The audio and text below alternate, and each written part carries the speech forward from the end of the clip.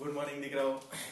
ચાલો આપણે ક્લોરીન વાયુની બનાવટ, ગુણધર્મ, ઉપયોગો એની ચર્ચા આપણે કરી આગળના વિડીયોની અંદર. હવે આપણે જવાના છે હાઇડ્રોજન ક્લોરાઇડ વાયુની બનાવટ, ગુણધર્મ અને ઉપયોગો પર.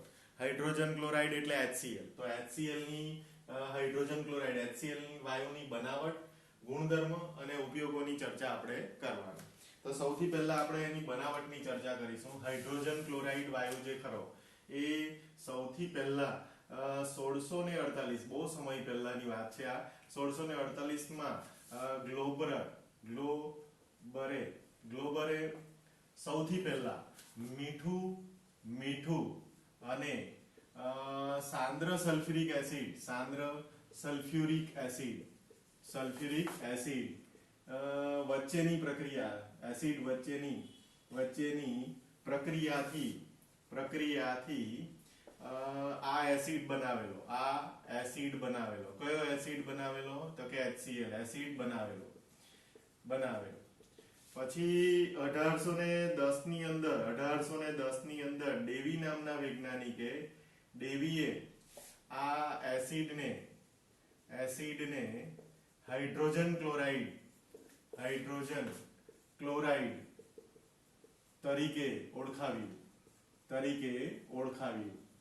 ઓળખાવ્યું. એટલે હાઇડ્રોજન ક્લોરાઇડ તરીકેની ઓળખાણ જે ખરી તે 1810 માં મળી. પણ 1648 માં ગ્લોબરે આ મીઠું અને સાંદ્ર સલ્ફ્યુરિક એસિડ સાથેની પ્રક્રિયાથી એ HCl વાયુ જે ખરો તે બનાવી કાઢેલો. હવે જો HCl વાયુની બનાવટની વાત કરીએ, તો ભાઈ HCl વાયુ કેવી રીતના બનાવી શકાય? તો કે પ્રયોગશાળામાં, ધ્યાનથી જોજો, પ્રયોગશાળામાં આપણે જો ચર્ચા કરીએ તો પ્રયોગશાળામાં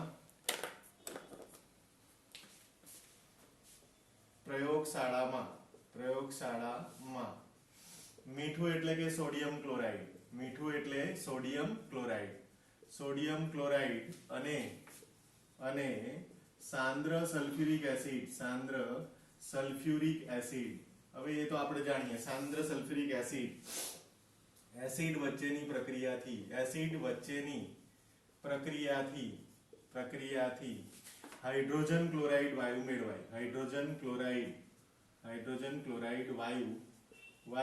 મેળવાય. ઓકે, એટલે પ્રયોગશાળાની બનાવટ છે. સીધી સિમ્પલ વાત છે, એકદમ સરળ અને સાદી વાત છે. તો કે ભાઈ પ્રયોગશાળામાં કેવી રીતના બનાવી શકાય? તો કે મીઠું લો, તો કે મીઠું એટલે NaCl સોલિડ ફોર્મમાં લઈ લો, અને H2SO4 લો, સાંદ્ર સલ્ફ્યુરિક એસિડ લઈ લો. આમાંનો એક H અને આમાંનો એક Cl, એટલે તમને પહેલા બનાવશે જે આપણે જે પ્રોડક્ટ જોઈએ તે HCl વાયુની. તો રહી જાય NaH અને SO4. એને તમે NaHSO4 એટલે સોડિયમ હાઇડ્રોજન સલ્ફેટ. જો નામ જાણવું હોય તો સોડિયમ બાયસલ્ફેટ બી કહેવાય ને સોડિયમ હાઇડ્રોજન સલ્ફેટ પણ કહેવાય.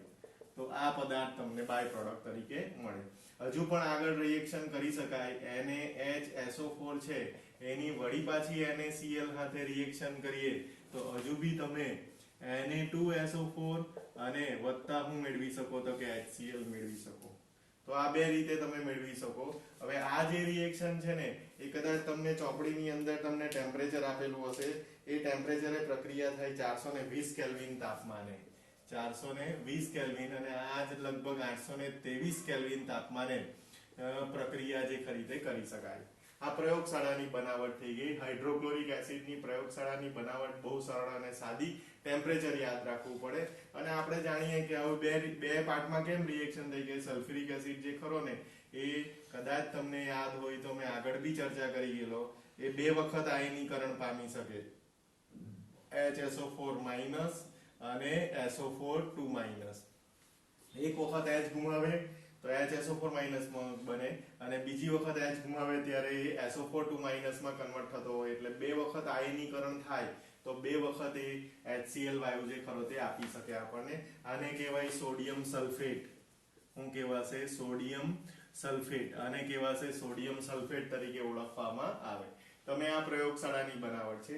હવે આ હાઇડ્રોક્લોરિક એસિડ જે ખરો, હાઇડ્રોક્લોરિક એસિડ જે બન્યો છે, જે હાઇડ્રોક્લોરિક એસિડ જે ખરો એ બન્યો છે, એ હાઇડ્રોક્લોરિક એસિડ ને એટલે કે HCl ને સાંદ્ર સલ્ફ્યુરિક એસિડ સાંદ્ર H2SO4 માંથી પસાર કરવામાં આવે તો HCl જે ખરો ને એ શુષ્ક બની જાય, શુષ્ક બને.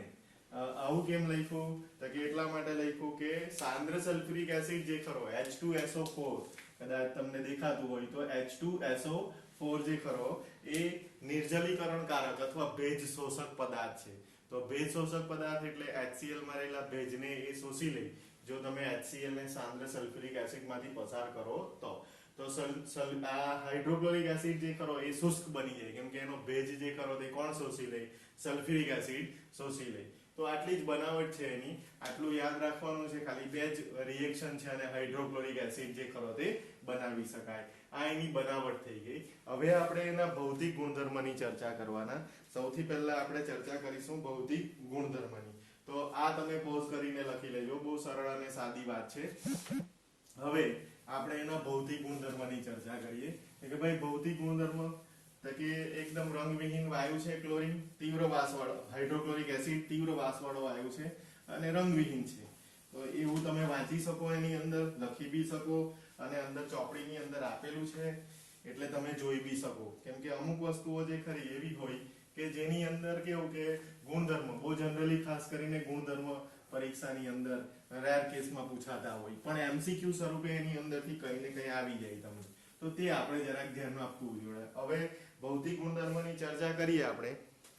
તો ભૌતિક ગુણધર્મની ચર્ચા કરીએ તો HCl ના ભૌતિક ગુણધર્મો લખવાની.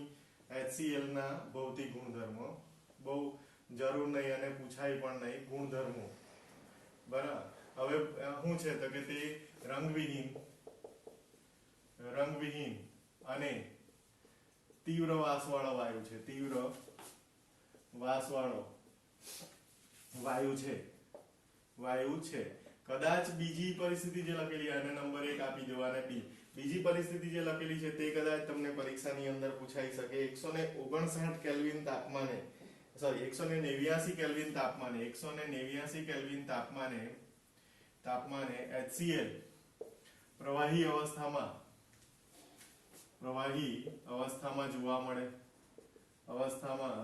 જોવા મળે અને બીજું પણ એકાદ તાપમાન તમને આપેલું છે એની અંદર તો તમે જોશો તો કદાચ તમને 159 કેલ્વિન તાપમાને શુદ્ધ સ્ફટિકમય ઘન પદાર્થમાં જોવા મળે. સ્ફટિકમય ઘન પદાર્થ સ્વરૂપે મળી શકે. તો આ કોઈ વખત તમને પરીક્ષાની અંદર પૂછાય છે કે ભાઈ કેટલા તાપમાને સ્ફટિકમય ઘન સ્વરૂપે હોય ને પાણીમાં દ્રાવ્યતા સૌથી વધારે, આવું તમે લખી શકો. તો આ થઈ ગયા તમારા શું તો કે ભૌતિક ગુણધર્મ. કોઈ ખાસ કરીને બહુ ઇમ્પોર્ટન્ટ નહીં મળે પણ કંઈક આ વસ્તુ જે ખરી તે તમને કોઈ વખત પૂછાય છે. કેટલા તાપમાને પ્રવાહી અવસ્થામાં અને કેટલા તાપમાને ઘન અવસ્થામાં. હાથે આપણે જોઈ લઈએ HCl ના ઉપયોગો જોઈ લઈએ. એટલા માટે ઉપયોગોની ચર્ચા પહેલા કરી દેતો છું કેમ કે ઉપયોગો 2-4 જ છે. જ્યારે રાસાયણિક ગુણધર્મ જે ખરા એના બાકી, પણ તે રાસાયણિક ગુણધર્મ ઘણા મોટા છે એટલે આપણે આ અત્યારે HCl ના ઉપયોગો જોઈ લઈએ. તો કે HCl ના ઉપયોગો શું છે તો કે ક્લોરીન અને એમોનિયમ ક્લોરાઇડ, પછી એમોનિયમ ક્લોરાઇડ એટલે કે NH4Cl, પછી ગ્લુકોઝ કદાચ મકાઈના સ્ટાર્ચમાંથી એવું લખેલું હશે, મકાઈના સ્ટાર્ચમાંથી મેળવવા માટે ઉપયોગી મતલબ કે હાઇડ્રોક્લોરિક એસિડ જે ખરો તે ક્લોરીન, એમોનિયમ ક્લોરાઇડ અને ગ્લુકોઝ જેવા પદાર્થોની બનાવટમાં વાપરી શકાય. એ અગત્યનો એનો ઉપયોગ કહેવાય. તો એ બી ખાસ કરીને પ્રયોગશાળામાં પ્રક્રિયક તરીકે, ભાઈ આને નંબર 1 આપી દઈએ અને 2 પ્રયોગશાળામાં તમે જાણતા જ છો કે પ્રયોગશાળામાં પ્રક્રિયક તરીકે એનો ઉપયોગ કરવામાં આવે, પ્રક્રિયક તરીકે ઉપયોગ થાય. બરાબર, તો એ આપણે જાણતા છે. 3 નંબર પર કદાચ એનો ઉપયોગ જે ખરો તે એક ખાસ કરીને પૂછાય કે હાડકામાંથી ગુંદરના નિષ્કર્ષણ માટે અને ખાસ ઉપયોગ લખેલો છે કે એવું લખેલું છે કે અસ્થિ કોલસાના શુદ્ધિકરણ માટે અને અસ્થિ આ ખાસ લખજો અસ્થિ કોલસાના શુદ્ધિકરણ માટે એનો ઉપયોગ કરવામાં આવે ઉપયોગ થાય તો આમાં છે ને એમસીક્યુ ની અંદર કદાચ તમને આ સવાલ જે ખરો તે ગુંદરના નિષ્કર્ષણનું બીજું અસ્થિ કોલસાના શુદ્ધિકરણ માટે એ કદાચ પરીક્ષાની અંદર પૂછાઈ જાય અને ક્લોરીન એમોનિયમ ક્લોરાઇડ કે ગ્લુકોઝ જેવા સંયોજનોની બનાવટ માટે હાઇડ્રોક્લોરિક એસિડનો ઉપયોગ કરવામાં આવે એ પરીક્ષાની અંદર પૂછાઈ જાય બહુ ખાસ ઇમ્પોર્ટન્ટ નહીં પણ આવા નાની વસ્તુઓ અસ્થિ કોલસાના શુદ્ધિકરણ માટે નીચેનામાંથી કયો વાયુ ઉપયોગમાં લેવાતો હોય તો તમને તમારે લખવું પડે હાઇડ્રોક્લોરિક એસિડનો ઉપયોગ કરવામાં આવે તો આવી નાની બાબતો જે ખરી તે પરીક્ષામાં પૂછાઈ શકે આ હાઇડ્રોક્લોરિક એસિડની બનાવટ આપણે જોઈ લીધી ભૌતિક ગુણધર્મ અને એના ઉપયોગો સાથે જોઈ લીધા હવે આપણે ચર્ચા કરીશું કે હાઇડ્રોક્લોરિક એસિડના રાસાયણિક ગુણધર્મની ચર્ચા કરીશું ઓકે દીકરાઓ